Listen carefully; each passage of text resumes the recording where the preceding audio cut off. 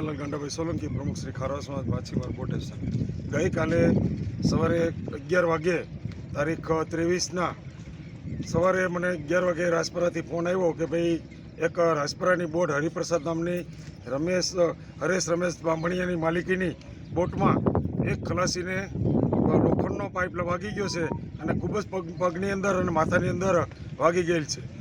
આ મને રાજપરાના પ્રમુખ નિલેશભાઈને દરિયાની અંદરથી મેસેજ મળ્યા વાયરલેસ દ્વારા, એટલે રાજપરા બોટેશનના પ્રમુખ નિલેશભાઈ એણે મને કોન્ટેક્ટ કર્યો કે કનૈયાલાલ આ રીતના બોટના ખલાસીને વાગી ગયું છે, કોસ્ટગાર્ડની વ્યવસ્થા થાય તો કરો.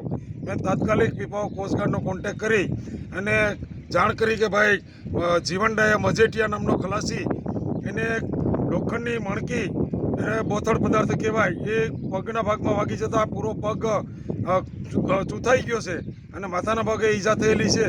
તો આ બધી વિધિ પૂર્ણ કર્યા બાદ કોસ્ટગાર્ડ તાત્કાલિક 47 નોટિકલ માઇલ દરિયાની અંદર જઈ અને એને રેસ્ક્યુ કરી અને પ્રાથમિક સારવાર આપ્યા બાદ એને પીપાઓ જેટી ઉપર લાવી અને ત્યાંથી ખારવા સમાજની એમ્બ્યુલન્સ દ્વારા એને મહુવા શિફ્ટ કરવામાં આવેલ.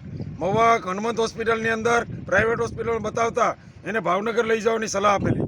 ભાવનગર હોસ્પિટલમાં પણ બતાવતા એને અમદાવાદ માટે રિફર કરી અને હાલમાં અમદાવાદ સિવિલ હોસ્પિટલમાં દાખલ કરેલ છે. એટલે એનું ઓપરેશન સફળ પગનું થયું છે. પરંતુ કહેવાની વાત એ છે કે આ કોસ્ટગાર્ડે આ યુવાનની જાન બચાવી લીધી. જો કલાક બે કલાક આપણી બોટની સ્પીડ 5 થી 6 નોટિકલ માઇલ હોય. હવે આ એને દરિયા કિનારે આવતા એને સારવાર મળતા આ યુવાનનું મૃત્યુ થાય તેવી પોઝિશન હતી. પરંતુ આ આપણું કોસ્ટગાર્ડ C490 કોસ્ટગાર્ડનું જહાજ છે, એ તાત્કાલિક પહોંચીને એની જાન બચાવી. આવી રીતના અવારનવાર કોસ્ટગાર્ડના જવાનો આપણા યુવાનોની જાન બચાવે છે. તો આ તકે હું એક પ્રમુખ તરીકે ખૂબ જ એમનો કોસ્ટગાર્ડના જવાનોનો આભાર વ્યક્ત કરું છું કે આવા કામ આપણા માછીમારો માટે કરતા રહે. જય હિન્દ, જય ભારત.